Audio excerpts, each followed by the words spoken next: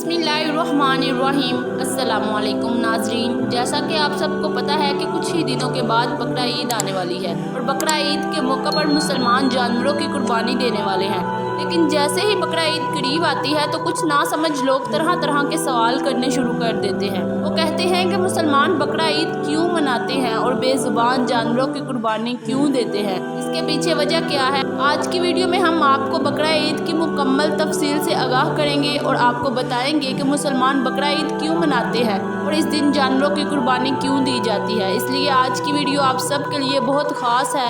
आप हिंदू हों या मुसलमान, आप इस वीडियो को एंड तक ज़रूर देखें और मेहरबानी करके इसे शेयर भी कीजिए ताकि बकरा ईद आने से पहले ये वीडियो और लोगों तक भी पहुंच जाए। नाजरीन, जैसा कि आपको पता है कि हर त्यौहार को मनाने के पीछे कोई ना कोई वजह या कहानी ज़रूर होती है। इस तरह बकरा ईद को मनाने और कुर्बानी देने के पीछे भी इस्लाम में एक वाक़या मौजूद है। याद रहे कि अल्लाह पाक अपने नबियों और पैगम्बरों से बहुत ज़्यादा मोहब्बत किया करता है और वक्त आने पर इनका इम्तिहान ज़रूर लेता है। एक बार हज़रत इब्राहीम अलैहिस्सलाम आराम फरमा रहे थे, तभी आपको नींद आ गई तो आप क्या देखते हैं कि अल्लाह ताला फरमाता है, जिसका मफहूम ये है कि ऐ इब्राहीम, आप अपनी सबसे प्यारी और कीमती चीज़ को मेरी राह में कुर्बान करो। जब सुबह हुई तो आप सोचने लगे कि नबियों और पैगम्बरों के ख्वाब कभी झूठे नहीं हो सकते और आपके पास इस वक्त काफ़ी तादाद में ऊँट हुआ करते थे। आपने 100 ऊँटों की कुर्बानी दे दी। फिर अगली रात को गैब से आवाज़ आई, ऐ इब्राहीम, अपनी सबसे कीमती चीज़ को मेरी राह में कुर्बान करो।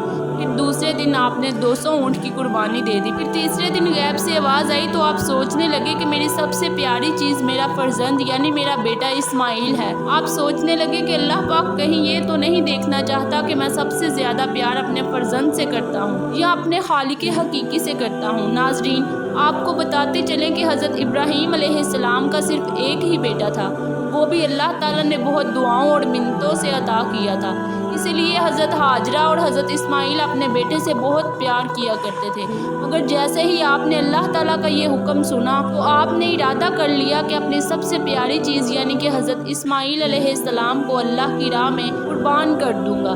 फिर आपने अपनी बीवी हज़रत हाजरा अलैहिस्सलाम से फरमाया, है हाजरा, मेरे बेटे को गुस्ल करवाओ, नए कपड़े पहनाओ और खुशबू लगाकर बिल्कुल दुल्हे की तरह तैयार कर दो। आज हम अपने दोस्त के घर दावत में जा रहे हैं। बीबी हाजरा खुशी खुशी अपने बेटे हज़रत इस्माइल अलैहिस्सलाम को तैयार करने लगी। फिर हज़रत इब्राहीम अलैहिस्सलाम अपने बेटे को लेकर फ़लस्तीन से मक्का की तरफ रवाना होने लगे तो शैतान आया और बीबी हाजरा से कहने लगा, है हाजरा, क्या तुम्हें पता भी है कि तुम्हारा शोहर तुम्हारे बेटे को किसी दावत में नहीं बल्कि मारने के लिए ले जा रहा है। तभी हज़रत हाजरा फरमाने लगी कि मैं अपने शोहर हज़रत इब्राहीम को अच्छी तरह से जानती हूँ, भला एक बाप अपने बेटे को क्यों मारेगा। शैतान ने कहा, इब्राहीम ने एक ख्वाब देखा है और इसलिए अल्लाह की राह में तुम्हारे बेटे को कुर्बान करने के लिए ले जा रहा है। तो बीबी हाजरा फख्र से कहने लगी, शैतान तुम पर लानत हो, और अगर मेरा बेटा अल्लाह की राह में कुर्बान होने जा रहा है तो मेरे लिए इससे बड़ी खुशी की बात और क्या होगी। मेरे पास तो एक इस्माइल है, अगर मेरे पास हज़ारों इस्माइल भी होते तो अल्लाह की राह में खुशी खुशी कुर्बान कर देती। जब शैतान की बात ना मानी गई तो फिर शैतान इस्माइल के पास गया और बोला, है इस्माइल, क्या तुम्हें पता भी है कि तुम्हारे बाबा जान तुम्हें कहाँ ले जा रहे हैं? वो तुम्हें अल्लाह की राह में कुर्बान करने के लिए ले जा रहे हैं। तो हज़रत इस्माइल अलैहिस्सलाम ने जवाब दिया,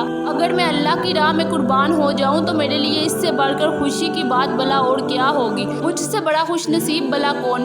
फिर शैतान यही सवाल लेकर हज़रत इब्राहीम अलैहिस्सलाम के पास गया, ऐ इब्राहीम, अपने प्यारे बेटे को क्यों कुर्बान कर रहे हो? क्या तुम्हें पता भी है कि तुम्हारी कुर्बानी कबूल होगी भी या नहीं? हज़रत इब्राहीम अलैहिस्सलाम ने पत्थर उठाया और शैतान को पत्थर मारने लगे। रिवायत में बताया जाता है कि इसीलिए हज के दौरान लोग शैतान को पत्थर मारते हैं। फिर आपने अपने बेटे हज़रत इस्माइल से फरमाया, ऐ इस्माइल, क्या तुझे पता है कि हम आपको अल्लाह की राह में कुर्बान करने के लिए ले जा रहे हैं? तभी हज़रत इस्माइल अलैहिस्सलाम फरमाने लगे, ऐ बाबा जान, इससे बेहतर मेरे लिए भला और क्या होगा कि मुझे अल्लाह की राह में एक अल्लाह के नबी कुर्बान करने के लिए ले जा रहे हैं। लेकिन बाबा, मेरी एक इल्तिजा है कि जब मेरा गला कटेगा तब बाप से देखा नहीं जाएगा, इसलिए मेरे हाथ और पाँव अच्छी तरह से बांध लीजिए।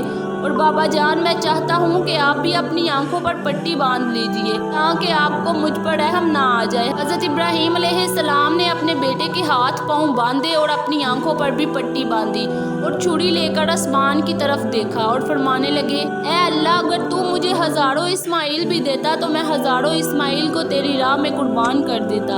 ये कहकर गर्दन की तरफ छुरी ले जाने लगे तो अल्लाह ताला ने हज़रत जिब्राइल से फरमाया, ऐ जिब्राइल, जाओ, जल्दी जाओ, जन्नत से एक जानवर को लेकर जाओ और इस्माइल को वहाँ से हटा दे और इसकी जगह इस जानवर यानी दुम्बे को रख दो। इब्राहीम अपने इम्तिहान में पास हो गया। जैसे ही हज़रत इस्माइल ने छुरी को फेरा, छुरी फेरते ही खून बहने लगा तो आपने अपनी आंखों से पट्टी हटाई तो क्या देखते हैं कि आपका बेटा सही सलामत है और इनके पास खड़ा है। नीचे देखा तो एक दुम्बा था जो ज़िबा हो चुका था। हज़रत इस्माइल अलैहिस्सलाम ने अल्लाह का शुक्र अदा किया और गैब से आवाज़ आई, है इब्राहीम, तेरा ये इम्तिहान था, क़यामत तक याद रखा जाएगा और तेरी सुन्नत को ईमान वाले हर साल याद रखेंगे, अल्लाह की राह में कुर्बानी पेश करेंगे। ईद उल फितर के 70 दिन के बाद यानी 2 महीने 10 दिन के बाद बकरा ईद मनाई जाती है। पाकिस्तान, बांग्लादेश और तमाम मुल्कों में 3 दिन तक ये त्यौहार मनाया जाता है जिसमें दुम्बा, बकरा, ऊँट और हलाल जानवरों को ज़िबा किया जाता है और कुर्बानी के गोश्त के 3 हिस्से बनाए जाते हैं। पहला हिस्सा गरीबों और मस्कीनों के लिए,